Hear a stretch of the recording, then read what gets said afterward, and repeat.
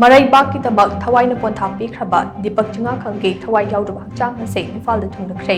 Governor AJAY Kumar BHALLA LUCHINGDUNA State ki THAKTA Ikai Khumnaba Utkhre Pakistan Chatharakiba Landa Amada Lekhidraba BSF ki Constable Deepak ki Thawai Yaodraba Hakchang adu ngasi numit yungbang matung pung amaga minute 10 rom taba atwaida Birdigan Hazard International Airport ta Indigo ki flight amada thunglakhe Mahaki Thawai Yaodraba Hakchang adu airport ke runway ta ke BSF ke gari amana puthoraktuna state ki thakta hikat lekat tamnaba sem sariba mafam aduda thamlaba matung Governor AJAY Kumar BHALLA LUCHINGDUNA state ki thakta Ikai Khumnaba Sector Headquarters BSF CI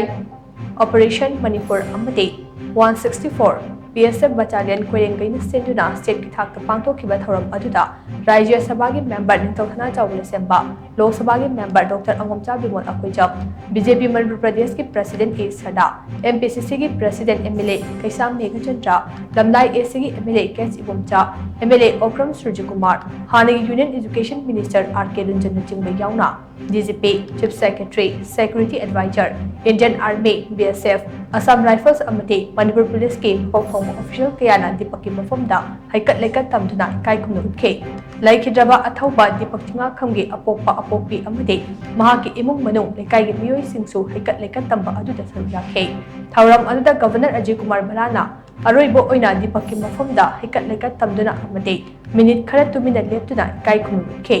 Tungda BSF ki personal sina guard of honor piduna amade last post khongduna Ikai Khumnaba utlaba machong BSF ki personal sina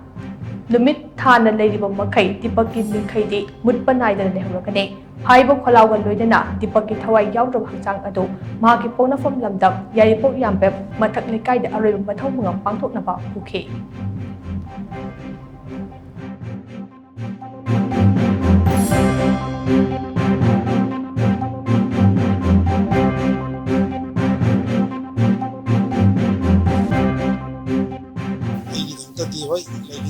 Tadi mai de tu sana ataki lanjida Thawai PONTHA oirasu ilamdam Bharat sigi sauba thaudang loram magamana Thawai thagi je igi moti yamna nuaijai sana maya ki Thawai thago hari ko maya ki seba tawro seba thago Thawai ha ai sa lo kharina sa Sana tadi dia kata, "Kita tahu kalau itu dah ni ya, mereka kan ini cara macam sana." Macam bayang, macam kayak lungai itu bisa, lungai itu bisa, tahu ramai lungai itu bisa, macam kayak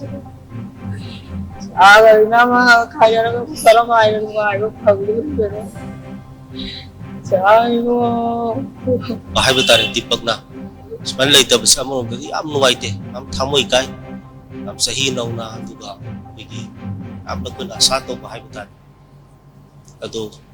am orang tadi am nuai deh juga am orang tanah, bagi Manipur puna makioi na, am sok thokse, orang di Mahakumbha mana, bagi Manipur puna maki mau selaga bahaya betul. Bharat kita makta, nation kita makta, bagi nak bersih, makut lagi lewat si kanan nama, mana lau gitu magi thokta. Magi supreme sacrifice hai kudi bang namasi limit thana dari bang kai kauroi aduna magi wahori ba imung manungi hawa batu saru gajari loina da laikhidraba magi thawai mirel nasu ingasipna taibong opugi laikolda isorgi mafamta ingasipna pathabu isinu nasman Manipur na culture da sports main contribute within na ko adu main tawdana koi ge major jotin Ashok Chakra winner le tumai a lot of people have sacrificed for the country hai the India ki damakta Manipur macha kayasu magi India ki glory mingchat madi magi defense ki damakta hai tare ko koi ki contribution adu ki khudam amne naha Deepak ko naha su magi punchi do lepaksi ki service ka thom na ka so ngai tabo mi lehi da way awan ngai tabo paul na we also very proud of hai tare ko nam chok thok sung ni ngai ni Macha mai na ko smaina taw unyo ai te mo anu yawa se khon na chang le yeng chang ni ai ta ko